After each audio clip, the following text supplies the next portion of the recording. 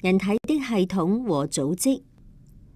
人體內有不同的系統和組織，負責不同的工作。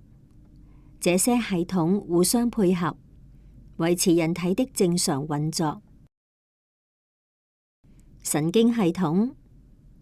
神經系統由腦、脊髓和神經組成，負責協調各個系統。